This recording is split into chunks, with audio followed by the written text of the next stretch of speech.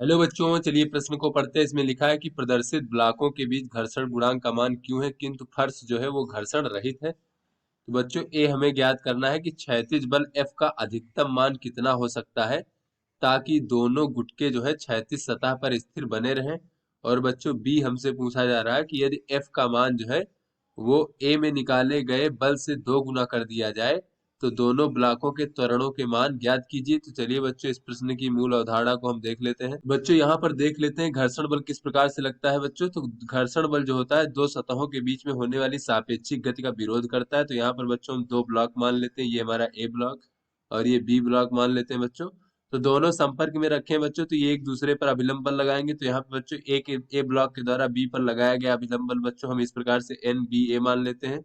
और बच्चों ये बी ब्लॉक जो है ए पर कुछ बल लगाएगा अभिलंब बल, तो इसको बच्चों हम एन ए बी मान लेते हैं बच्चों। तो इस प्रकार से अगर हम किसी एक ब्लॉक को बच्चों दूसरे के सापेक्ष जो है बल लगा करके इस प्रकार से वाय बल लगा करके सापेक्षिक गति कराने का प्रयास करें बच्चों सतहों के बीच में, तो बच्चों जैसे यहाँ पर ए ब्लॉक जो है बी ब्लॉक पर पीछे की ओर एक घर्षण बल लगाएगा बच्चों इस प्रकार से, जो बच्चों इसकी गति का विरोध करेगा। और जब बी ब्लॉक आगे जाने का प्रयास करेगा बच्चों तो ये चाहेगा कि ए ब्लॉक भी हमारे साथ में चले, इसलिए ये ए ब्लॉक पर आगे की ओर घर्षण बल लगेगा बच्चों, जिससे कि दोनों की सतहों के बीच में जो है कोई सापेक्षिक गति ना हो। तो ये बच्चों इस प्रकार से हो जाएगा एफ ए बी। तो बच्चों इस प्रकार से दोनों ब्लॉकों पर घर्षण बल का लगेगा बच्चों, जो कि दोनों सतहों के बीच में होने वाली सापेक्षिक गति का विरोध करेगा। और बच्चों इनका अधिकतम मान क्या होता है बच्चों, तो ये एफ बी ए का अधिकतम मान क्या हो सकता है बच्चों, इसका अधिकतम संभव मान कितना होगा बच्चों। बच्चों जैसे जैसे वाय बल का मान बढ़ता जाएगा इन घर्षण बलों का मान बढ़ता जाएगा, किंतु बच्चों इनका अधिकतम संभव मान जो होता है दोनों सतहों के बीच में जो घर्षण गुणांक है म्यू गुणे बच्चों यहाँ पर बच्चों एफ बी ए बराबर हो जाएगा ए के द्वारा बी पर लगाया गया अभिलंब बल इस प्रकार से। इसी प्रकार से बच्चों ये जो एफ ए बी है इसका अधिकतम संभव मान बच्चों कितना है, ये अधिकतम संभव मान है बच्चों म्यू गुणे एन ए बी।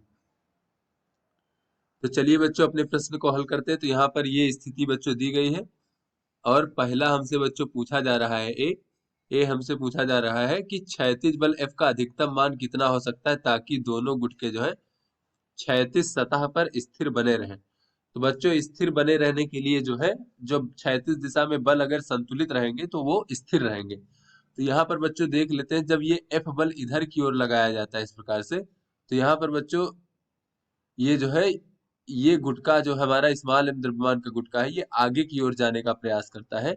तो ये कैपिटल एम द्रव्यमान वाला गुटका जो है इस पर एक घर्षण बल इस प्रकार से पीछे की ओर लगाता है बच्चों। और बच्चों ये जो स्मॉल एम वाला गुटका है बच्चों ये कैपिटल एम पर आगे की ओर घर्षण बल लगाता है और ये चाहता है कि ये भी गुटका साथ में चले, जिससे कि दोनों की सतहों के बीच में कोई भी सापेक्षिक गति ना हो। और बच्चों ये जो हमारी फर्श है ये घर्षण रहित है, तो यहाँ पर कोई भी घर्षण बल नहीं लगता है बच्चों। तो ऐसे में बच्चों देख लेते हैं इस घर्षण बल का मान क्या हो जाएगा बच्चों, तो दोनों सतहों के बीच घर्षण गुणांक म्यू। और बच्चों यहाँ पर देखें तो कैपिटल एम के द्वारा इस पर कितना अभिलंबोत बल लगाया जा रहा है बच्चों, तो ये लगाया जा रहा है बच्चों ये स्मॉल एम का जो है गुरुत्वाकर्षण बल इसके ऊपर लगेगा बच्चों इस प्रकार से एम जी। तो बच्चों ये इतना ही बच्चों ऊपर की ओर जो है एन का मान होगा बच्चों जो कि एम जी के बराबर होगा बच्चों अभिलंबोत बल का मान, तो ये हो जाएगा बच्चों म्यू एम जी। और बच्चों इसका मान भी बच्चों ये हो जाएगा हमारा म्यू एम जी इस प्रकार से। तो बच्चों ये हमारे घर्षण बल के मान हो गए।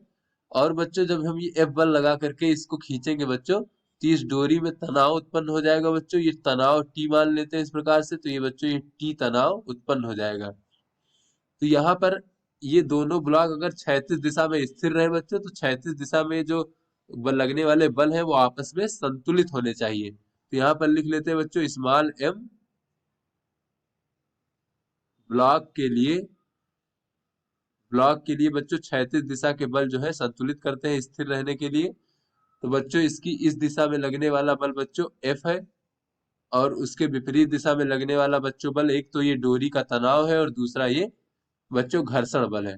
तो इन दोनों के योगफल के बराबर होगा तब जो है ये स्थिर रहेगा क्षैतिज दिशा में। तो बच्चों इसको हम समीकरण एक मान लेते हैं।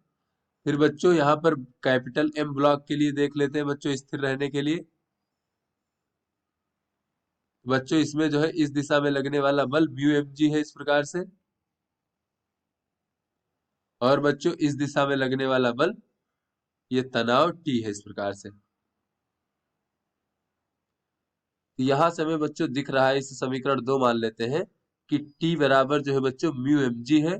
तो ये T का मान बच्चों समीकरण 1 में रख देंगे तो F बराबर हमें प्राप्त हो जाएगा म्यू mg धन म्यू mg बच्चों हो जाएगा 2 म्यू mg इस प्रकार से। तो बच्चों ये हमारे बल का अधिकतम संभव मान हो गया बच्चों, क्योंकि ये जो है बच्चों जैसे जैसे हम F का मान बढ़ाते जाएंगे ये बच्चों घर्षण बल का मान बढ़ता जाएगा।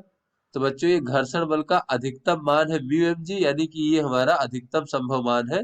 अगर इससे अधिक बच्चों F का मान लगाएंगे तो ये घर्षण बल का मान इससे अधिक नहीं बढ़ पाएगा और ये ब्लॉक हमारा चलने लगेगा।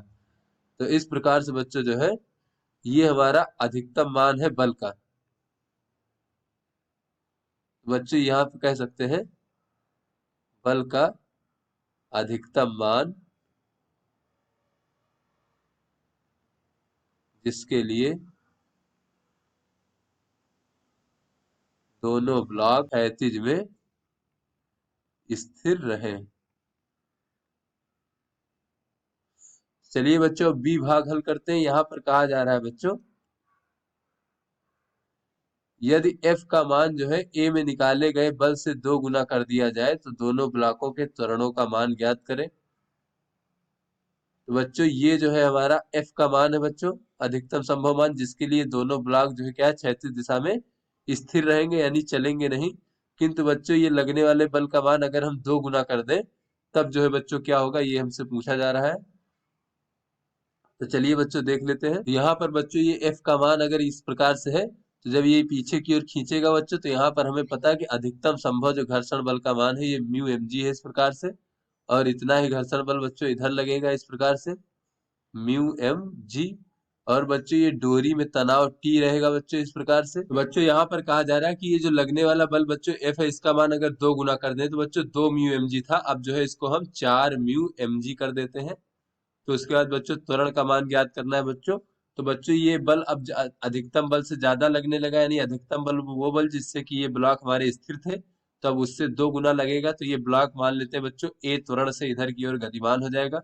और ये दोनों ब्लॉक बच्चों आपस में जुड़े हुए हैं इस डोरी के द्वारा बच्चों। तो यहाँ पर ये ब्लॉक भी समान त्वरण से बच्चों इस दिशा में गतिमान हो जाएगा, क्योंकि ये ब्लॉक इधर जाएगा तो डोरी हमारी इधर खींचेगी। तो ये कैपिटल एम ब्लॉक जो है बच्चों इस दिशा में ये त्वरण से गतिमान हो जाएगा। तो चलिए बच्चों स्मॉल एम ब्लॉक के लिए बच्चों लिख लेते हैं हम ब्लॉक के लिए। बच्चों स्मॉल एम ब्लॉक जो है ये इस दिशा में ए त्वरण से गतिमान है तो इस दिशा में परिणामी बल लिख लेते हैं बच्चों। तो ये हो जाएगा एफ, और विपरीत दिशा में लगने वाला बल बच्चों म्यू mg है और ऋण टी है। ये बच्चों परिणामी बल हो जाएगा द्रव्यमान गुणे त्वरण इस प्रकार से। और फिर बच्चों ये जो कैपिटल एम ब्लॉक के लिए लिख लेते हैं कैपिटल एम ब्लॉक के लिए। तो बच्चों ये हो जाएगा हमारा इस दिशा में है बच्चों, इस दिशा में त्वरित है तो इस दिशा में परिणामी बल बच्चों क्या हो जाएगा, इस दिशा में बल T है बच्चों और विपरीत दिशा में म्यू mg है इस प्रकार से। तो बच्चों ये परिणामी बल बराबर हो जाएगा द्रव्यमान गुणे त्वरण। तो बच्चों ये समीकरण 1 मान लेते हैं, इसको समीकरण 2 मान लेते हैं बच्चों। तो दोनों समीकरणों को जोड़ने पर तो बच्चों ये हमारा T धनात्मक का है, ये ऋणात्मक का है, कट जाएगा बच्चों।